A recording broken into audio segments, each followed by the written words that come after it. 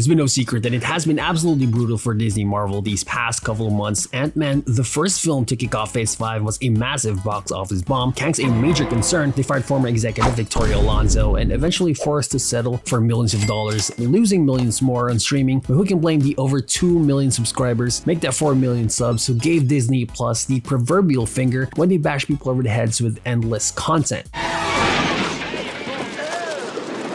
And it certainly doesn't help when you continuously tell your main audience to f off now, does it? Somebody like Madison is... Needless to say, they needed a comeback, they need a W, and it seems like James Gunn might be the answer to their prayers because Guardians of the Galaxy Volume 3 is still going strong in the box office. But it didn't start that way. Guardians 3 started off slow with a measly 118 million. That's a 28 million drop from its predecessor Guardians 2 that came out 6 years ago. This emerging trend has experts grasping, and the only thing worth holding on to is that it's about 8 million above Ant-Man 3, the worst performing movie in MCU history. But then it's flipped. We're criminals, friends, and then we became guardians.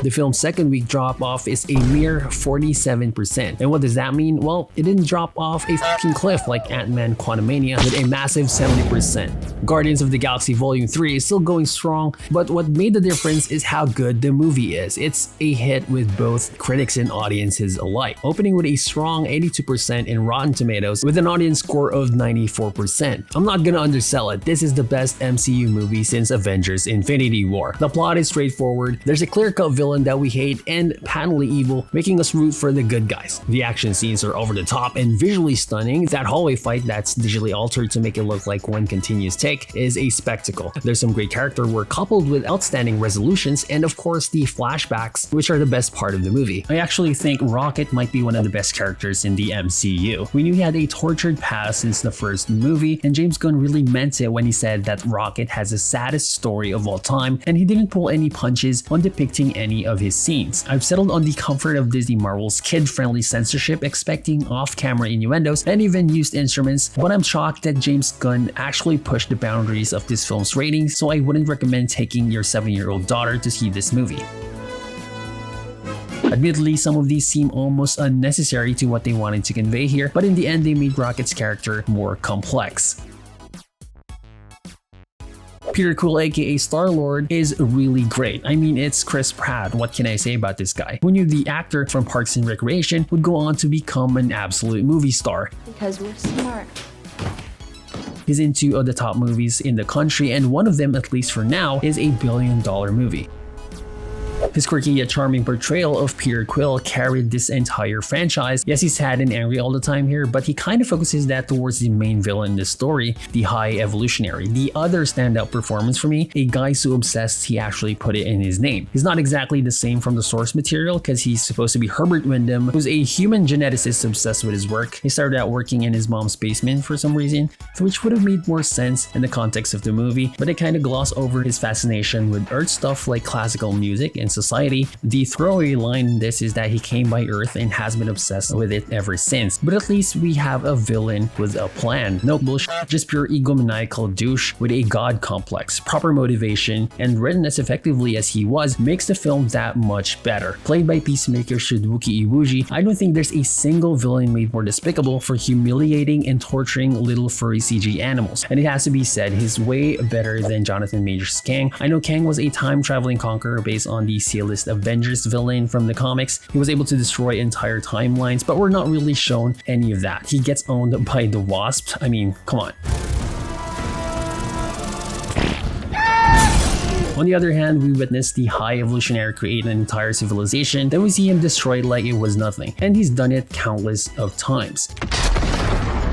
The rest of the characters in the movie are pretty solid too. Drax, played by Dave Bautista, was as good as ever. His humor worked more than the others for me, and unfortunately, being comic relief has been his entire thing. The character has real nuisance, and maybe Mantis is there to kind of spell that out for us. I still wish we could have gotten more from Drax. It did have that resolution that was set up from the first film at the very end of this, and Kraglin, played by Sean Gunn, James Gunn's brother, spent the entire film figuring out how to use Yondu's arrow, but he has an important role to play towards the end, action, and he has one of the best scenes in the entire film. Groot is a bit of a letdown here. I felt out of all the Guardians, he would have been the most connected to Rocket, but they don't really do anything about that, plus he just looks kind of weird.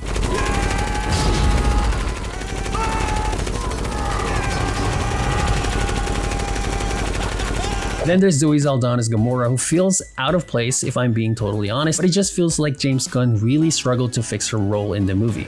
Personally, it falls short of the first Guardians movie, but there's no denying it was a holdover from an earlier time. It felt like the good old days, so it came as no surprise when I learned that the script was actually way back from 2018, a direct sequel to the second movie in 2017. Within those 6 years, a lot has happened, and you gotta give it to James Gunn for being able to work around the overarching story. When constantly getting curveballs from the studio, James Gunn probably had to tweak most of it.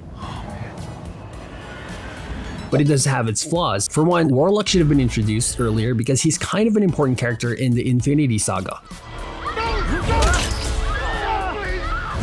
And it felt like James Gunn was contractually forced to add scenes for him because he was introduced in the last movie. Introducing Adam Warlock now in the Marvel Cinematic Universe makes little sense. Arguably, introducing him earlier within the Infinity Saga would have made a character good enough to center a few movies around. It's clear that they went the other direction. I guess Marvel wanted to prop up other characters because, well, reasons. And he ended up becoming the comic relief character. There's some fake out deaths here and there for Guardians, but overall, I like the way he ended their story.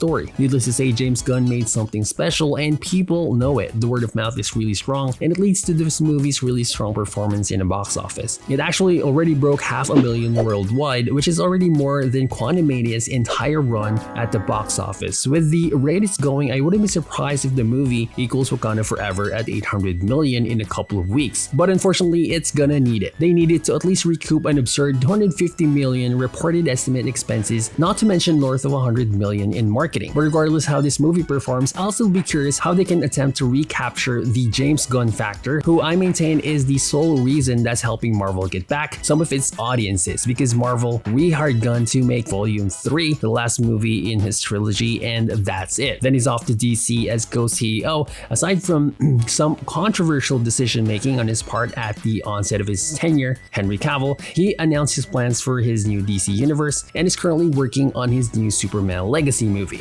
And as for Marvel, I'm not entirely sure Guardians of the Galaxy Volume 3 doing well in the box office will help, especially when the next movie coming out this year is The Marvels. Good luck, Marvel. Thank you so much for watching and continued support of the channel. Like and subscribe if you haven't already. I'll see you on the next one.